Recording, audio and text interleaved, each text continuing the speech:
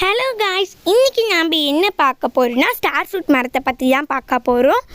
எங்கள் அம்மா ஃபஸ்ட்டு என்ன நினச்சி ஆஃபீஸ்லேருந்து எடுத்துகிட்டு வந்தாங்கன்னா சின்ன நெல்லிக்காய் மரம் அப்படின்னு நினச்சி எடுத்துகிட்டு வந்தாங்க. அதுக்கப்புறம் அது கொஞ்ச நாள் துளிர் விட்டு பூக்கள்லாம் பூத்துச்சு.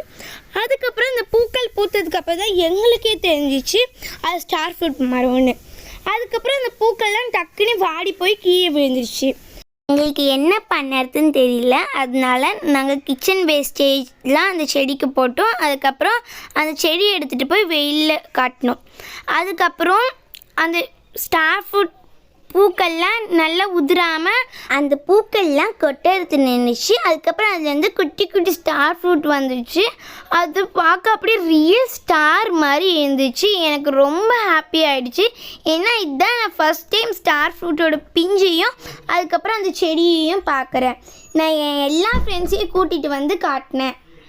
ஏன்னா எங்கள் ஊர்லேயே எங்கள் வீட்டில் மட்டும்தான் இந்த ஸ்டார் ஃப்ரூட் செடி இருக்குது. அதனால் நான் எல்லார்கிட்டையும் காட்டினேன்.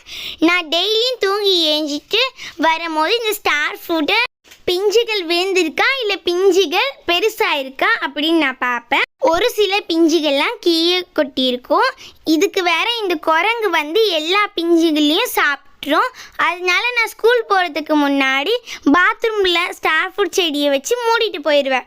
அதுக்கப்புறம் ஸ்கூல்லேருந்து திரும்பி வந்ததுக்கப்புறம் தான் ஸ்டார் ஃப்ரூட் செடியை எடுத்து வெளியே வைப்பேன். கிட்டத்தட்ட 100 பிஞ்சுங்களுக்கு மேலே இருந்துச்சு. பாதி குரங்கு சாப்பிட்டுடுச்சு, பாதி கீழே விழுந்துடுச்சு.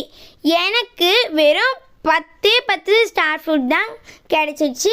அதில் நான் என் தாத்தா பாட்டிங்களுக்கும் அதுக்கப்புறம் எங்கள் மாமாங்களுக்கும் ஷேர் பண்ணி எனக்கு வெறும் 2 பழங்க தான் கிடச்சிச்சு. எனக்கு கவலை இல்லை, ஏன்னா என்னோடய செடி திரும்பியும் பூ விடுது. அதில் வர காய்களை நான் திரும்பியும் எடுத்து சாப்பிடுவேன். ஓகே, அடுத்த அறுவடையில் நான் உங்களை பார்க்குறேன். தேங்க்யூ ஃபார் வாட்சிங்.